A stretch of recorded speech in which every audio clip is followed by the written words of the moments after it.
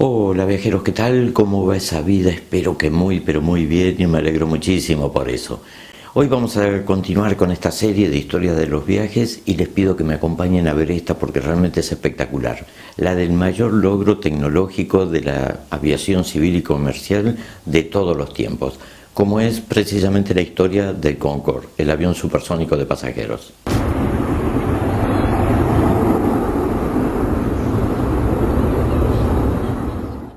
A mediados de los años 50 ya había varios equipos trabajando en lograr ese ansiado avión de pasajeros supersónico.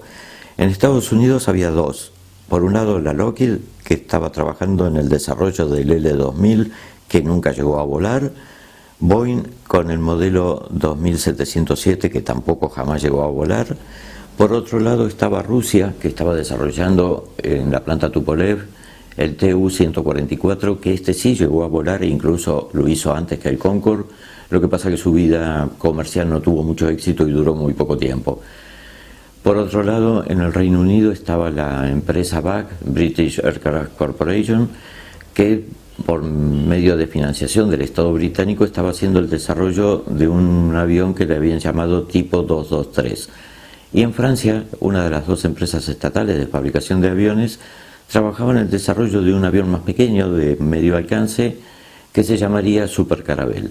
Como los costos de desarrollo eran enormes, el gobierno británico le comunica a la BAC que se busque un socio porque el gobierno no se podía seguir haciendo cargo de esos gastos. Y hacen un acuerdo con la empresa francesa. Aquí hubo muchas idas y vueltas, muchísimos problemas de entendimiento, de ponerse de acuerdo a tal punto como intervenían los gobiernos que se llegaron a romper relaciones diplomáticas entre el Reino Unido y Francia. Bueno, todas esas asperezas se fueron limando y en 1962 se firma el contrato para el proyecto conjunto, que se basaría en el tipo 223 que tenía el Reino Unido. Y el contrato era tan feroz que incluía una cláusula de recesión, que si una de las dos partes se retiraba tenía que pagar una multa que podía superar tranquilamente el coste total del proyecto aunque éste fracasara, con lo cual quedaban comprometidas a seguir hasta el final. En 1965 ya deciden poner manos a la obra para empezar a fabricar los prototipos. Francia haría uno en su planta de Toulouse y el Reino Unido en su planta de Filton.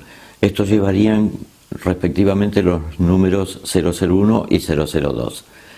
En el año 1969 ya estaban terminados los dos prototipos, el de Francia iba un poquitito por delante, y el día 2 de marzo de ese mismo año hace su vuelo inaugural el prototipo 001 francés, con una tripulación de 4 miembros al mando del piloto André Turcat.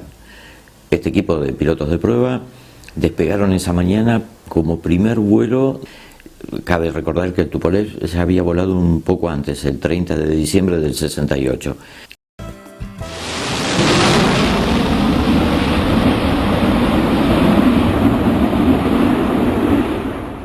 Este vuelo se desarrolló sin ningún inconveniente, fueron maniobras simples, solamente para ver el comportamiento del avión. A partir de ese momento, el día 9 de abril del mismo año, hace lo propio el prototipo 002 en Inglaterra. Y el 1 de octubre de ese mismo año, el 001, el francés, supera por primera vez la barrera del sonido. Los vuelos de prueba y de perfeccionamiento siguieron con un ritmo frenético. La competencia con Tupolev era feroz para tratar de quedarse con ese pequeño segmento de mercado que podían optar por este tipo de aviones. Llegó 1973 y en la Feria Aeronáutica y Aeroespacial de Le Bourget, cerquita de París, que es la feria aeronáutica más importante del mundo, estaban los dos, el Concorde y el Tu-144, para demostrar sus habilidades y tratar de venderlo lo máximo posible. El problema fue que durante las maniobras de exhibición el Tupolev sufrió un accidente que terminó estrellándose en las proximidades de la pista y eso prácticamente selló su destino comercial. El Concorde siguió adelante y en 1976 hacen su primer vuelo comercial con pasajeros. Para esto, como eran los dos países, salieron simultáneamente uno de British Airways desde el aeropuerto de Heathrow con destino a Bahrein y a la misma hora desde el aeropuerto Charles de Gaulle uno de Air France con destino a Río de Janeiro. Si bien su principal cliente potencial era Estados Unidos, todavía no tenían aprobadas las licencias para el vuelo las que recién se aprobaron y pudo hacer su primer vuelo hacia ese país el 24 de mayo a Washington y el 22 de noviembre a Nueva York, que se convirtieron en los dos principales destinos. Ahora bien, ¿cuáles eran las características de este avión y cómo era viajar en él? Esto era totalmente revolucionario, un avión absolutamente diferente a todo lo que hubo y a lo que hay hoy en día.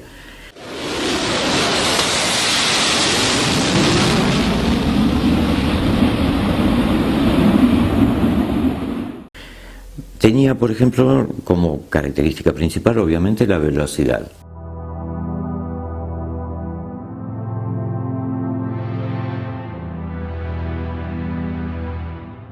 Volaba más o menos a 2.400 kilómetros por hora, más rápido que la rotación de la Tierra, que incluso podía adelantar usos horarios.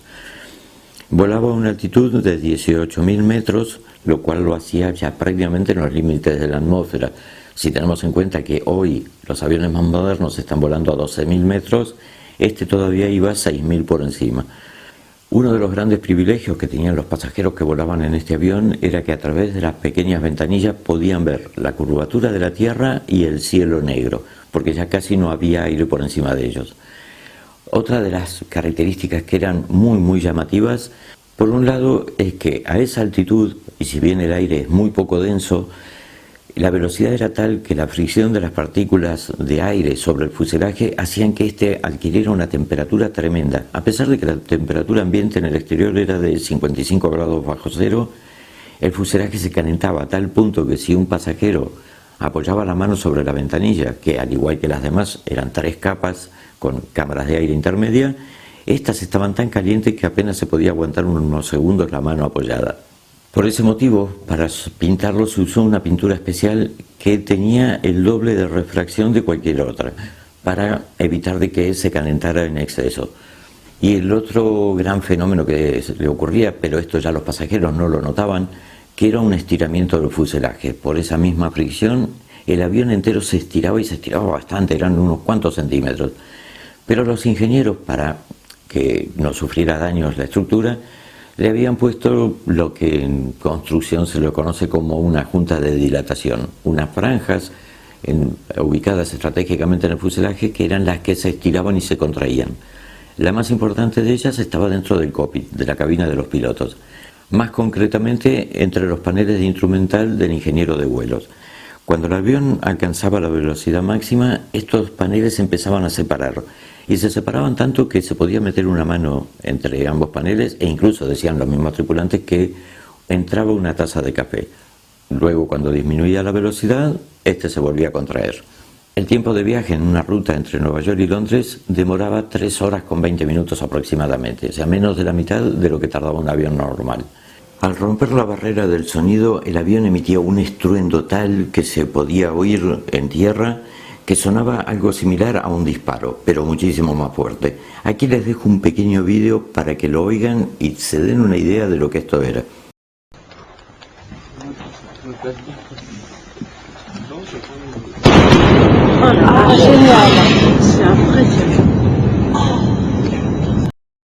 El avión estaba dividido en 2 cabinas de pasajeros, una delantera que llevaba 50 personas. Estas cabinas eran muy angostas, el avión era muy finito y muy largo, llevaba 2 asientos, un pasillo central y 2 asientos, no había más que eso.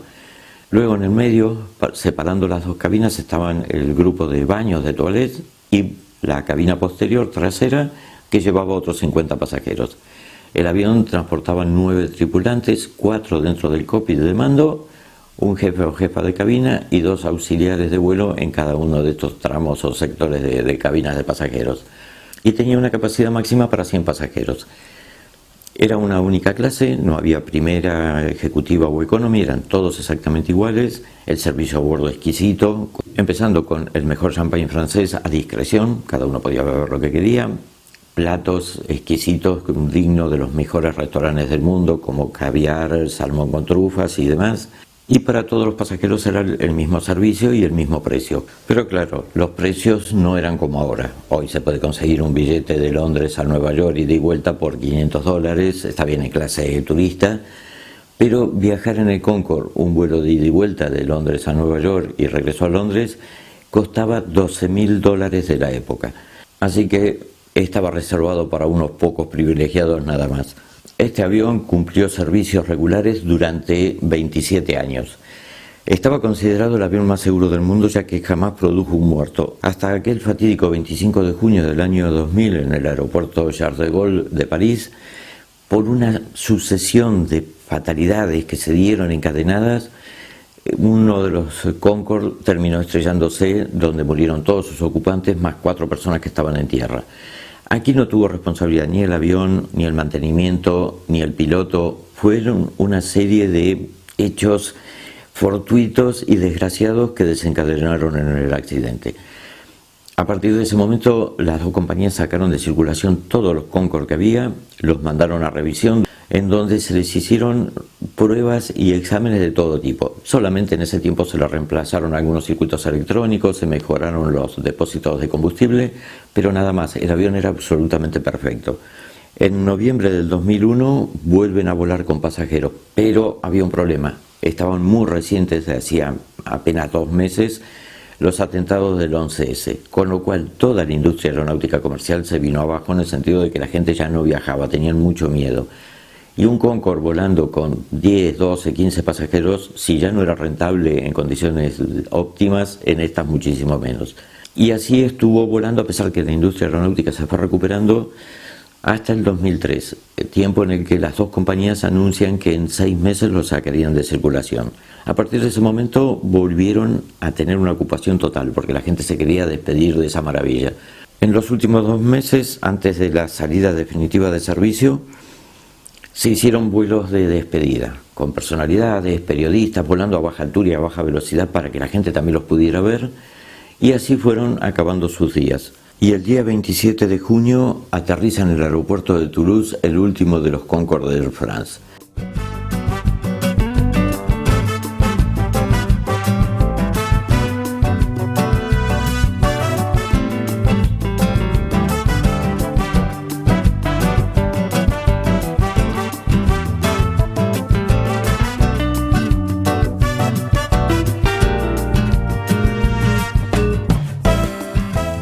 Se habían dado cita miles de personas enamoradas de este avión para verlo volar por última vez. Realmente fue un momento muy emotivo. Eran conscientes de que estaban asistiendo al final de una era.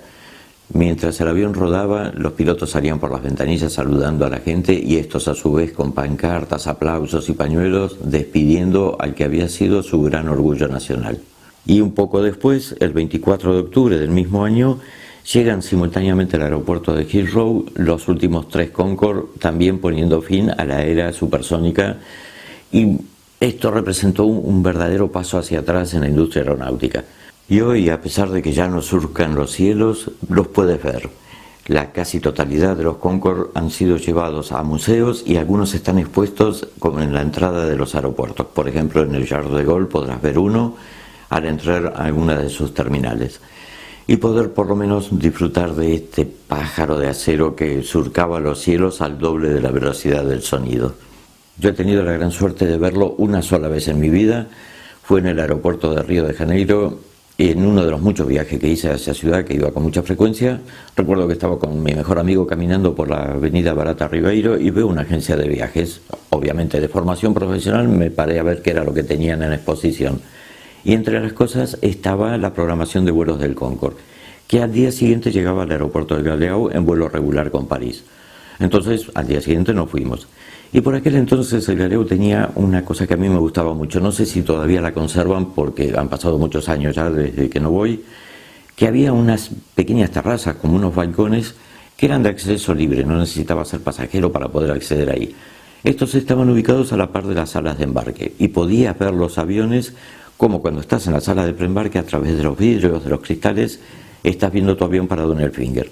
Esto era la misma visión pero al aire libre, con lo cual aparte se percibían los sonidos, los olores característicos de las rampas, de las plataformas, de los aeropuertos. Y ahí estaba el Concorde, a pocos metros, casi al alcance de la mano. Era una tardecita, casi anocheciendo, y a través del parabrisas podía ver el cockpit iluminado, que estaban ya los 4 miembros de la tripulación trabajando.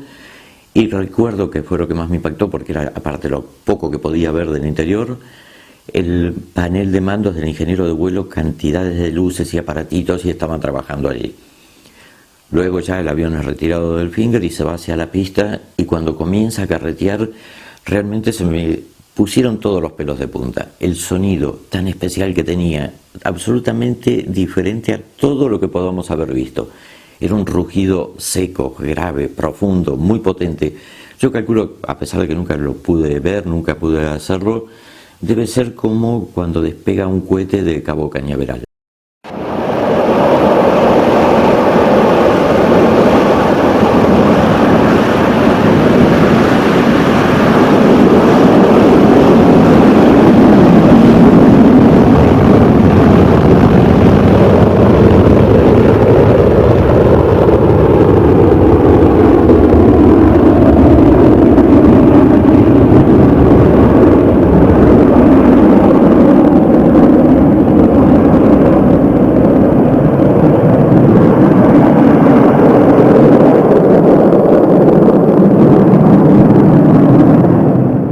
Ese rugido como un trueno a la distancia, realmente emocionante. Y cuando se iba alejando, que ya lo veíamos medio de atrás, a través de las toberas salían 4 llamaradas de color blanco azuladas, y ese rugido de fondo realmente se nos puso la piel de gallina a todos los que estábamos ahí mirando, hasta que esas 4 llamaradas se fueron haciendo cada vez más pequeñitas y desaparecieron en la noche. Realmente fue una experiencia maravillosa. Nunca más lo pude ver, a pesar de las muchas veces que pasé por el aeropuerto Charles de Gaulle o Heathrow, que eran sus bases, tampoco en el Kennedy, ni siquiera en Río. Nunca más coincidí con él, pero gracias a Dios lo pude ver en esa oportunidad, y es un recuerdo que me llevaré para siempre.